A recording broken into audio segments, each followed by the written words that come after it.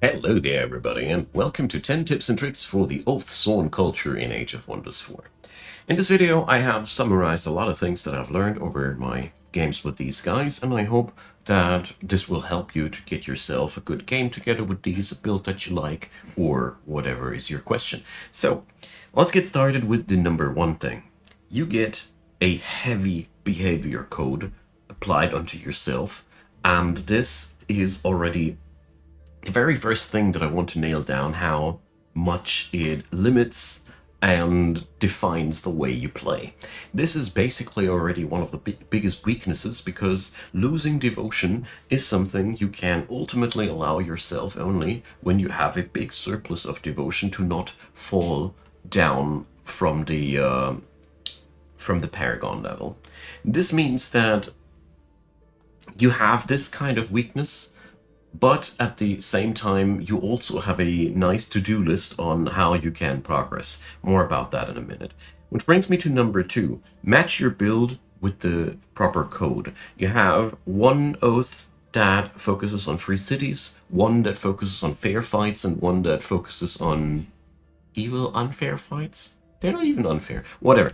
You have two warfare and one diplomacy heavy arc, and it's really important that you try to find the path that fits to the idea that you want to go for. For example, Eldritch builds are really good with the Harmony ones because they have a big angle in the Free City department.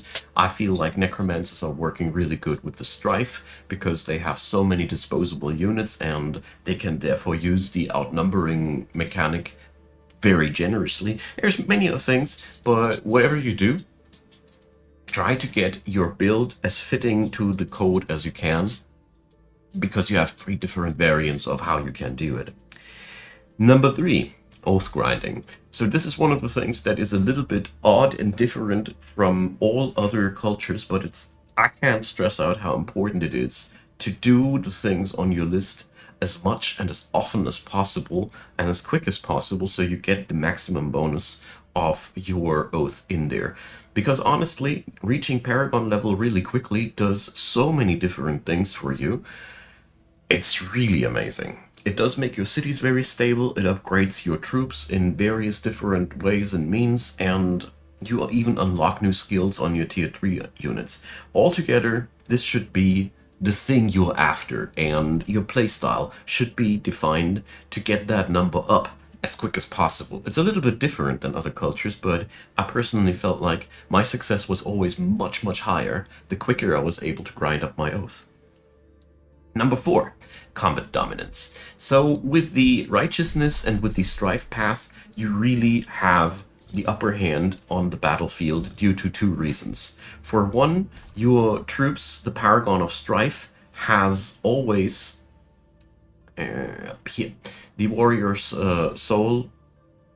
The Strife Oath has always the warrior's soul available, which means if you go with even numbers against your enemy, you will always have more fire damage on your side than the enemy has. So you have a upper hand on that. If you go for the other way, the nobility one, you see that you here get damage as long as you're not flanking. Here again, you come onto the field with the higher amount of damage. If hypothetically both factions would have the identical setup, but a different culture, the Oathsworn would come always with a little bit more damage into the field than most others, and this really shows. There's a couple of cultures that can compete with this fact, like the Barbarians or the High Culture, which come in with very high built-in damage factors, but a high rank in your oath does give you some burst and spike capabilities that are really, really interesting. So number five, I want to spend a minute here about the Paragon of Harmony path, because that is the free city powerhouse that the biggest thing that you can wish for. Not only do you have a lot of incentive to pick yourself vassals of other races and free cities and whatnot, you also gain a inbuilt bonus on relationships with other people. So you're really, really good at that. I personally think it's even going as far as Oathsworn with Harmony are probably the most powerful claimers of free cities that are currently available in-game, because I know no other culture that has an inbuilt advantage. So pick some cultural traits on top of that, and you have a big income, lots of Rally of the Legions units. It's a lot of fun. Can only recommend. So, number 6, I want to talk a little bit about the tier 3 units, because for one, we have 3 different, but that is nowadays pretty normal with subcultures, but the tier 3 units of this faction behave different than others. For one, they always come with a flavor that I personally found always hard to fidget into the build. Like the Harmony ones get one high-end archer, but you don't have any archers in your cultural roster, so they don't really fit in. They just come with super useful units. The Warbound and the Avenger both come into a roster that would prefer something more robust on the front line, but on the other side, they are really powerful at what they do. Altogether, you have one of the most interesting rosters of tier 3 units that fully show their potential once you are on Paragon level of devotion. So my personal takeaway of that was that I avoided my own tier 3 cultural units until I was Paragon, because I found them not useful enough before that, and I found other tier 3 units more powerful than that. I think there is a little bit of a deeper analysis necessary here, but I had the feeling as if the baseline power of the tier 3 Oathsworn units was lower to facilitate the extra skill they get on the Paragon level. That being said, once you are Paragon level, you have basically some of the mightiest tier 3 units that are available for among cultural units in game. They have really interesting skills, and powerful ones at that.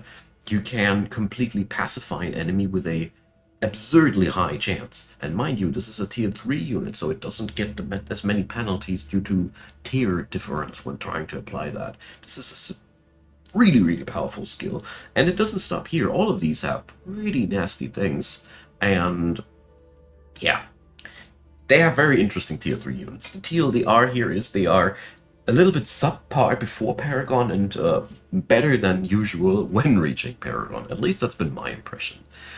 Number 7, the supporters. The WoW Keeper deserves its own point because there's just so much WoW in the WoW Keeper. Bad puns aside, this thing strips buffs just by basic attacks, which is amazing. I really didn't expect this ability to not get nerfed, but it's now so long around that obviously it seems to be okay. They also have a status cleansing ability and a nice AoE heal. They got basically the skill that the War Shamans of the Barbarians would like to have. Altogether, WoW Keepers are, I don't know, I rank them among the most powerful support units in game due to the fact that they have devastating utility. You can take off the enemy which buff stresses you out the most, or you can save your own people and make it harder to influence them.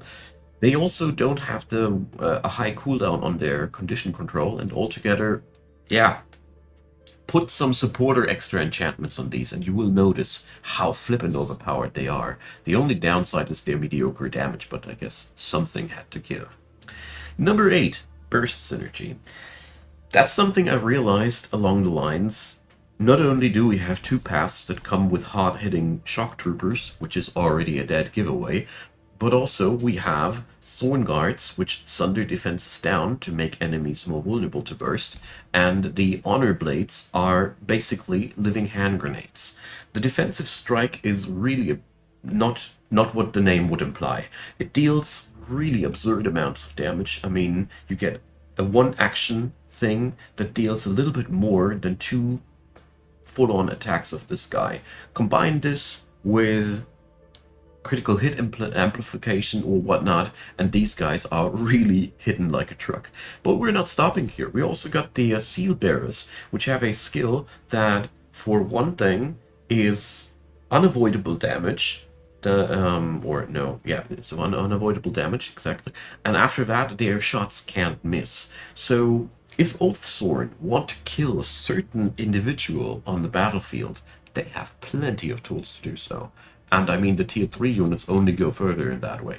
Try to crowd control the dude that threatens your enemies. that threatens your dude, Vowkeeper can uncrowd control them. There's so many nasty things you can do here.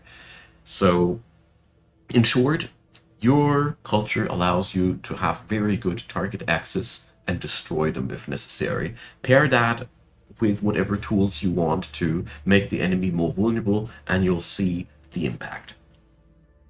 Number 9.